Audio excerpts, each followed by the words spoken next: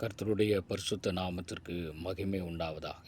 ஆசீர்வாதமான இந்த நாளிற்காக தேவனை துதிக்கிறேன். இந்த நாளின் தியானத்திற்காக ஏசாயா தீர்க்கதரிசன புஸ்தகம் 62ஆம் அதிகாரம் அதனுடைய 6வது வசனம். எருசலேமே, உன் மதில்களின் மேல் பகல் முழுவதும் ரா முழுவதும் ஒரு காலம் மௌனமாயிராத ஜாமக்காரரை கட்டளையிடுகிறேன். கர்த்தரை பிரஸ்தாபம் பண்ணுகிறவர்களே, நீங்கள் அமெரிக்கையாக இருக்கலாகாது. 7வது வசனம். அவர் எருசலேமை சிறப்படுத்தி பூமியிலே அதை புகழ்ச்சியாக்கும் வரைக்கும் அவரை அமர்ந்திருக்க விடாதிருங்கள். அதாவது அவரை அமர்ந்திருக்க விடாதிருங்கள் என்று 7வது வசனம் சொல்லுகிறது. கவனிங்க, 8வது வசனத்தின் கடைசி பகுதி என்ன சொல்லுகிறதுன்னு சொன்னால், கர்த்தர் தமது வலது கரத்தின் மேலும் தமது வல்லமையுள்ள புயத்தின் மேலும் ஆணையிட்டாராம்.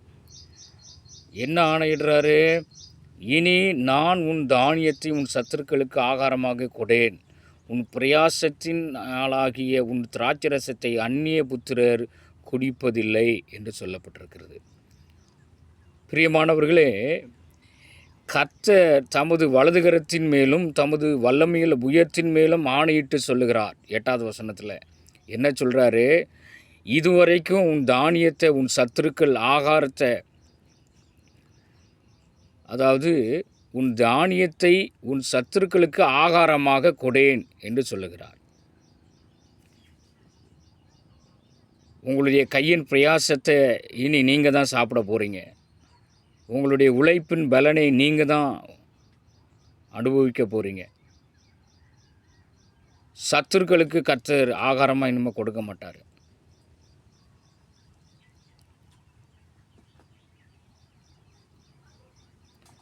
ஏன் தெரியுமா? அவர் உங்களை ஸ்திரப்படுத்த போகிறார். பூமியிலே உங்களை புகழ்ச்சியாக வைக்கப் போகிறார். 7வது வசனத்தில் எருசலேமை ஸ்திரப்படுத்தி பூமியிலே அதை புகழ்ச்சியாக்கும் வரைக்கும் அவரை அமர்ந்திருக்க விடாதிருங்கள் என்று சொல்லப்பட்டிருக்கிறது.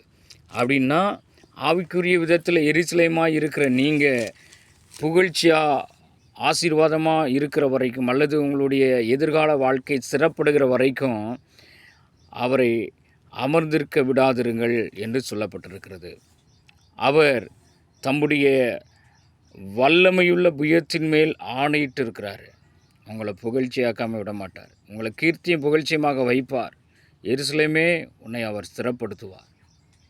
தேவஜனமே, உன்னை அவர் ஸ்திரப்படுத்துவார். அந்த கடைசி நாட்களில் ஆலயத்துக்கு போக முடியல, அல்லது சபையை நடத்த முடியல, அல்லது சபைக்கென்று ஒரு சொந்த இடத்த வாங்க முடியல, அல்லது வாங்கின இடத்துல ஆலயத்தை இன்னும் கட்டி முடிக்க முடியல என்று சொல்லி ஒருவேளை நீங்கள் கவலைப்பட்டு கலங்கி கொண்டு இருக்கலாம். கர்த்தர் உங்களை சிறப்படுத்த போகிறார். உங்களை புகழ்ச்சியாக வைக்கப் போகிறார். அதற்காக அவர் தமது வல்லமையுள்ள புயத்தின் மேலே ஆணையிட்டு இருக்கிறாராம்.